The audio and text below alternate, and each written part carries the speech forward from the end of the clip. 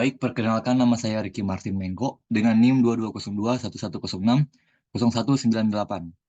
Pada kesempatan kali ini saya akan mempresentasikan lab 16.2.6 Jarkomdat, yaitu Research Network Security Threats yang ada di Netacad.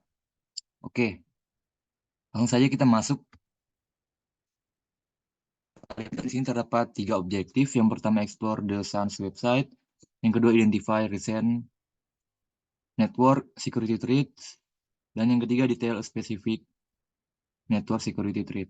Nah, di sini terdapat background atau skenario, yaitu eh, untuk mempertahankan jaringan dari serangan, seorang administrator harus mengidentifikasi ancaman eksternal yang membahayakan jaringan. Seorang administrator situs web keamanan dapat digunakan untuk mengidentifikasi ancaman yang muncul dan menyediakan opsi mitigasi untuk mempertahankan jaringan. Salah satu situs yang paling populer dan terpercaya untuk mempertahankan dari ancaman yaitu ada sysadmin, audit, network, dan security yaitu SANS sendiri. Nah, lalu situs SANS ini menyediakan berbagai resource atau sumber daya termasuk daftar kontrol keamanan kritis yaitu atau critical security control yang sangat efektif dan weekly risk yaitu buletin mingguan at risk the security alert newsletter. Buletin ini merinci serangan dan kerentanan baru. Nah, pada lab ini, lab, kita akan menavigasi dan menjelajah situs SANS atau website SANS ini. Nah, di sini kita akan menggunakan situs SANS ini untuk mengidentifikasi ancaman, keamanan jaringan terkini, meneliti situs web lain yang mengidentifikasi ancaman, serta meneliti dan mempresentasikan detail tentang serangan jaringan tertentu. Di sini ada required resource, device, internet, presentasi, ya, instruksi pada part yang pertama. Di sini kita diminta untuk mengeksplor, membuka website SANS. Nah, di sini saya sudah membuka websitenya. Ini tampilan utama dari website SANS. Lalu pada step 1, locate SANS resource, search the internet for SANS from the SANS homepage. Click on free resource, list 3 available resource. Nah, kita mencari resource ini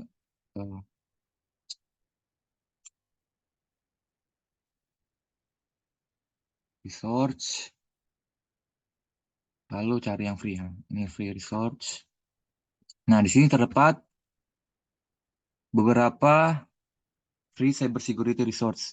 Ada webcast, white papers, poster and cheat sheets, blogs, security policy templates, free tools, internet storm center, dan cybersecurity live stream.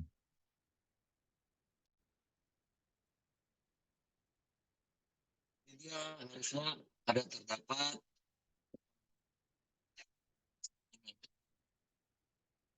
physical security controlnya.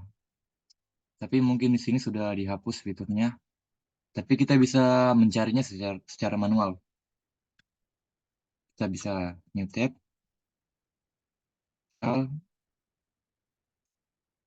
security control. Nah, lalu sini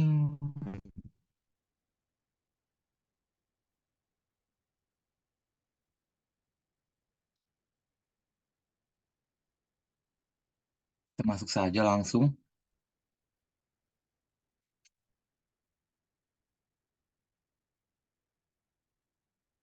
Nah, di sini kita tekan download CIS Control versi 8.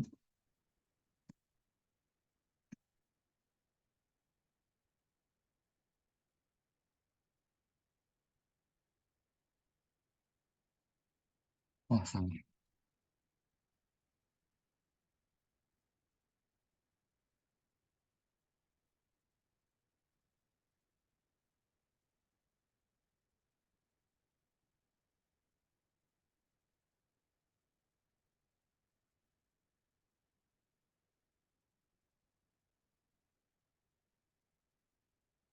Search.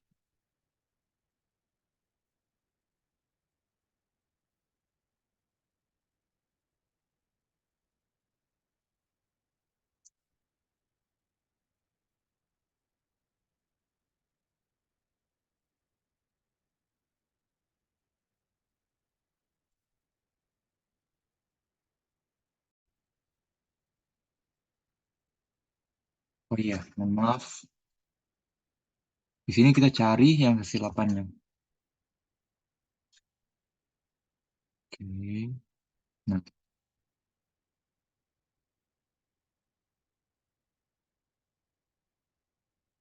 lalu cari tools and research, lalu download poster.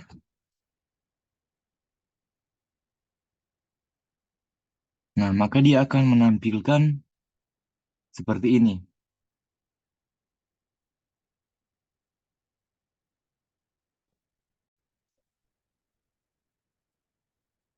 Nah, di sini kita diminta untuk memilih salah satu kontrol.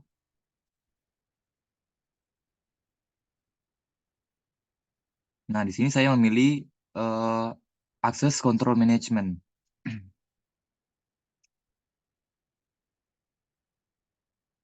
Dan untuk akses ini biasanya diimplementasikan dengan cara memberikan izin dan hak pada objek secara spesifik, di mana izin yang diberikan umumnya dimanfaatkan untuk menentukan siapa saja yang bisa mengakses dan seberapa pantas orang tersebut dapat mengaksesnya. Nah, fungsi dari akses kontrol ini sendiri adalah untuk sebagai hak akses untuk memasuki ruangan-ruangan maupun gedung tertentu, misalnya ruang rapat yang diberi pengaman sehingga hanya orang yang memiliki identitas atau yang istimewa yang bisa masuk. Nah, baik kita lanjut pada step yang ketiga.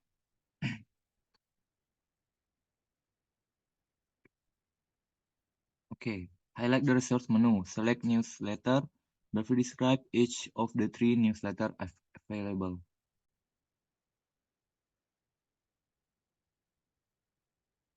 Kita klik pada menu research yang tadi. Nah, kita mencari newsletter. Menu newsletter. Nah, ini.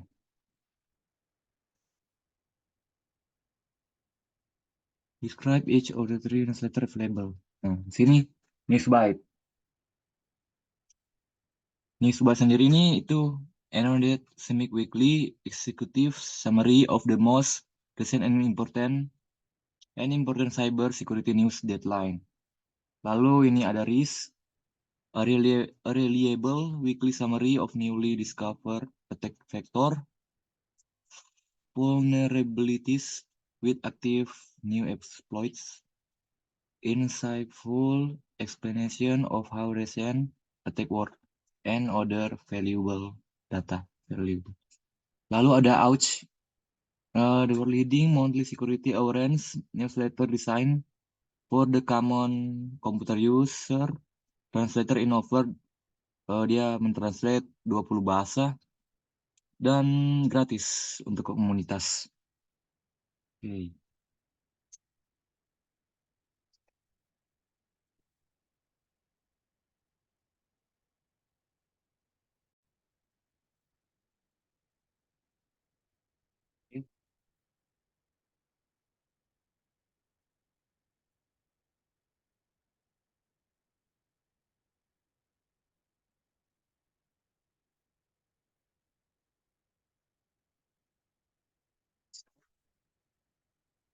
Masuk di sini kita RIS atau New Bytes. Nah, di sini. Nah, di sini dia akan menampilkan eh apa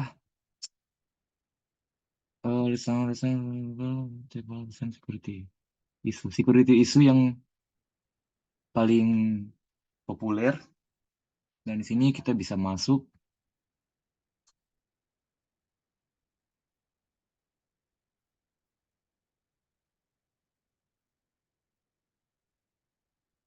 Kita bisa lihat di recent CVES. Nah, di sini terdapat beberapa recent CVES, masalah-masalah critical security, yang dimana kita bisa lihat dari CVS score-nya. Jika di mana angkanya lebih tinggi, maka kritikalnya lebih lebih danger atau sudah lebih bahaya. Nah, sini 886, ini juga. Nah, ini 0, ini tidak ada ancaman sama sekali. Ini lebih parah lagi, 9.8.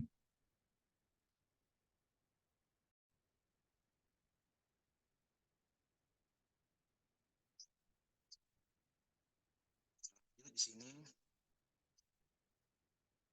yang kedua, identify site providing send security threats information.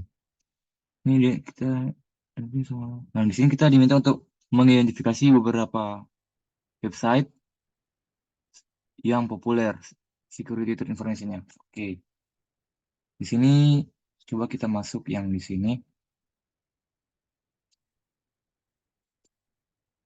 Lihat bukan baru.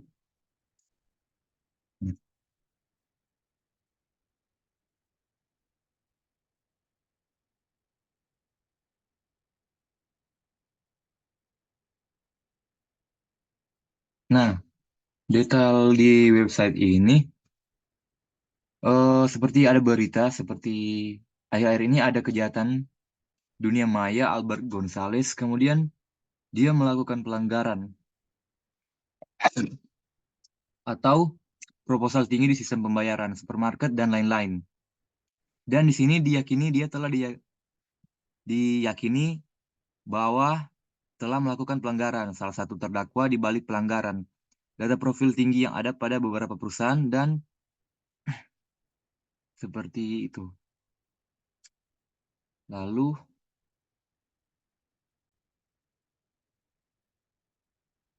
oke, lanjut pada part 3, detail spesifik network security attack. Di part ini kita akan consider a specific network attack. Kita akan meneliti serangan jaringan tertentu yang telah terjadi dan membuat presentasi berdasarkan temuan yang kita temukan. Nah, di sini kita harus melengkapi formulir yang telah disediakan, Google Form yang telah disediakan. Di sini saya sudah mengisi. Nah, di sini ada yang pertama, name of attack yaitu kode red, type of attack worm, date of attack Juli 2001, dan komputer atau organization affect-nya yaitu infect and estimate 359.000 komputer in one day. Terinfeksi 359 komputer pada satu hari. Nah,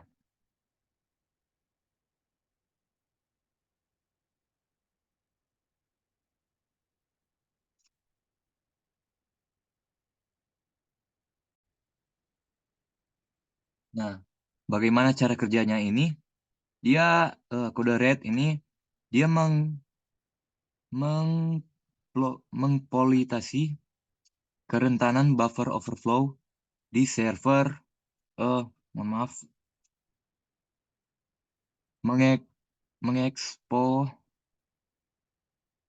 mengeksploitasi kerentanan buffer overflow di server informasi internet Microsoft yang belum ditambal. Nah, itu meluncurkan kode Trojan dalam serangan denial of service terhadap alamat IP tetap. Nah, kalau worm, dia menyebar dengan sendirinya menggunakan jenis kerentanan umum yang dikenal sebagai buffer overflow. Itu menggunakan string panjang yang mengulangi karakter N untuk meluapkan buffer, yang kemudian memungkinkan worm untuk mengeksekusi kode arbiter dan menginfeksi mesin. Nah, Dia bisa merusak yang pertama dia bisa merusak situs web yang terpengaruh dengan pesan, "Hello, welcome to http www.worm.com hacked by Chinese." Chinese. Oke. Lalu ia mencoba menyebarkan diri dengan mencari lebih banyak server IIS di internet. Hanya dia menunggu 20 sampai 27 hari setelah diinstal untuk meluncurkan serangan DOS pada beberapa alamat IP tetap. Nah, alamat IP server web gedung putih ada di antara mereka. Lalu saat memindai mesin yang rentan, Worm tidak akan memeriksa apakah server yang berjalan pada mesin jarak jauh itu menjalankan versi IIS-nya yang rentan atau tidak sama sekali menjalankan IIS. Nah,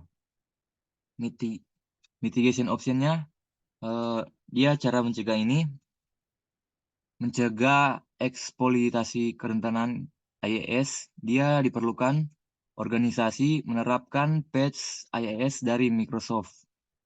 Lalu ini terdapat referensi dan info link yang tertera di sini.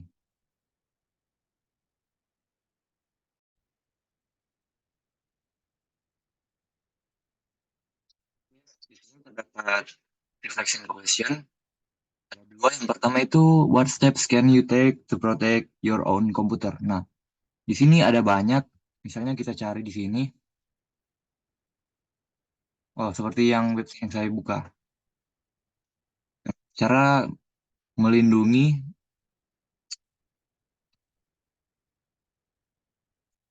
komputer kita dari berbagai ancaman seperti hack atau virus. Kita bisa lihat. Lalu yang kedua, what are some important steps that our organization can take to protect their research? Untuk melindungi research organisasi, dia ada beberapa langkah. Misalnya penggunaan firewall dan sistem keamanan jaringan. Lalu ada pembaruan dan patch rutin, ada manajemen akses, pelatihan keamanan, enkripsi data, dan pencadangan data. Nah, itu saja. Sekian dari saya. Terima kasih.